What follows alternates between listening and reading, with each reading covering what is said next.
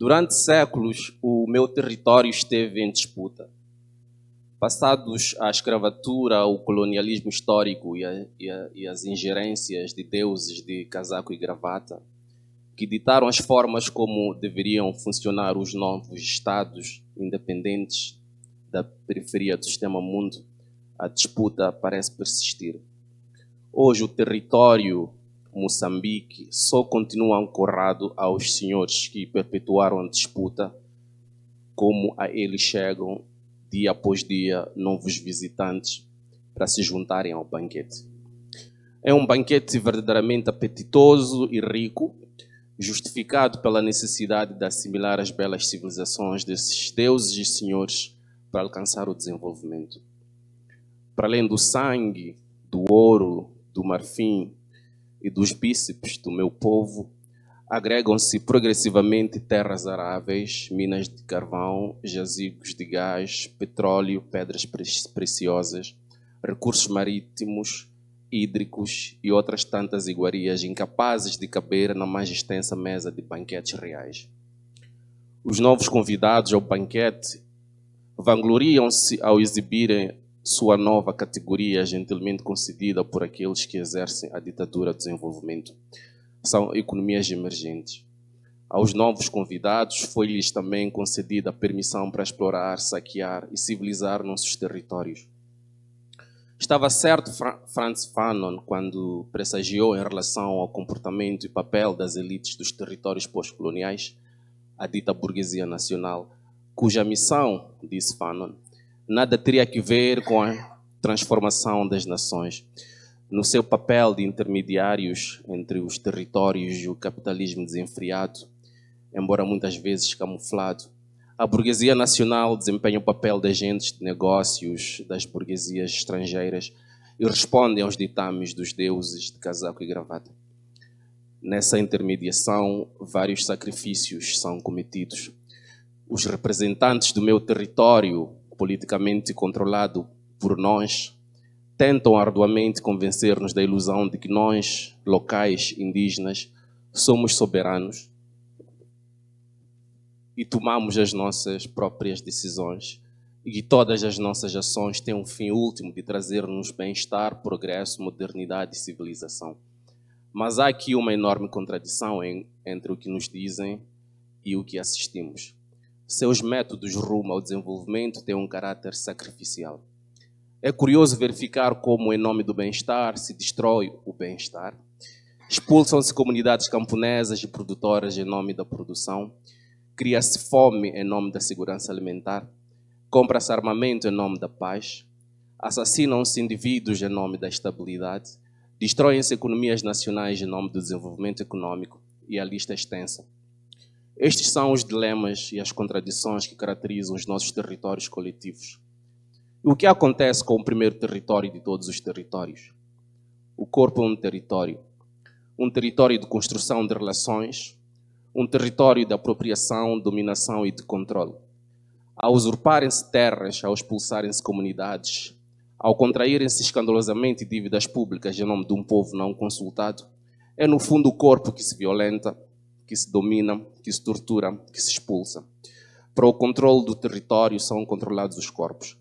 E para que os corpos não se rebelem, foi inventado o Estatuto de Pertença.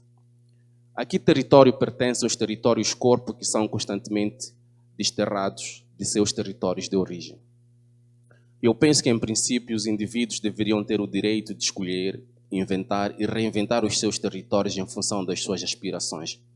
Uns defenderão pertencer ao território onde nasceram, outros onde morrerão e serão sepultados.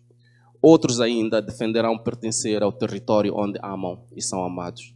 Há ainda outros com a prerrogativa de pertencer a vários territórios, entre onde escravizaram, colonizaram e onde podem hoje ter os banquetes mais fartos. Estes são os privilegiados do mundo, os donos do mundo. A injustiça deste mundo é tão cruel que vários são aqueles que lhes é negado o direito de escolher o território a pertencer e acabam estando forçosamente onde as circunstâncias os colocam. Estão sem pertencer. Ora são guerras, conflitos, usurpações, secas, cheias, fome, perseguição política, etc. Estes condenados a não pertencer a território nenhum são um conjunto enorme de corpos e almas nómadas, deambulantes, párias sem casa. São territórios corpos sem territórios. Eles são e elas são camponeses e camponesas vulnerabilizados e vulnerabilizadas e desterradas, ativistas sociais e políticos perseguidos, refugiados expulsos e aterrorizados, trabalhadores explorados, mulheres oprimidas, homossexuais ridicularizados, e a lista é extensa. Por opção política, pela obrigação humana e pelo imperativo de não me calar perante as injustiças e desigualdades, pertenço a este grupo de corpos, a este grupo de milhões de territórios, corpos sem territórios. Poderemos estar distantes fisicamente ou diferentes nos tons das nossas peles, ou diversos nas nossas religiosidades e os espaços que separam nossos territórios individuais e coletivos poderão fazer-nos acreditar que não há nada em comum, nada de igual entre nós, entre nossas condições, entre nossas lutas. Há sim uma força que nos conecta, a todas, a todos e a todos.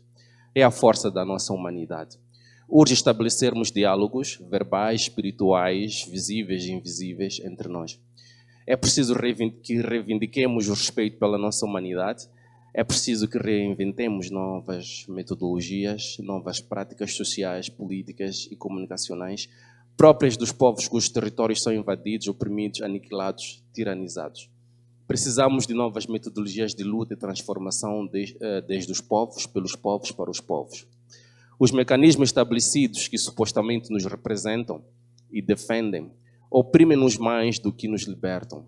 Falo dos mecanismos que o único direito que nos deu a nós, corpos sem território, é, como diz Eduardo Galeano, o direito de ver, ouvir e calar-se. A democracia das nossas constituições é um fracasso total e está em crise. Não funcionou, não funciona e não parece funcionar no futuro. É preciso que reinventemos novas formas. Nossas ações cotidianas precisam estar em sintonia com esse objetivo transformador e emancipador. É preciso que nos recusemos a permanecer nestas ilhas e guetos de pobreza, indigência, indignidade, desumanidade, dos quais se perpetua nossa condição de corpos sem territórios. Nossas ações precisam ser politicamente orientadas, porque quer aceitemos, quer não, tudo que fazemos é político. Comer é um ato político, assim como é um ato político amar, dançar, cantar. Precisamos direcionar o que fazemos em nosso favor. Deverá ser um ato conscientemente político, lutar pelo respeito aos nossos territórios, aos nossos corpos, à nossa humanidade, às nossas casas. Vai assim esta mensagem para todas e todos aqueles que permanecem sem habitar nos vastos territórios difusos deste mundo. Obrigado.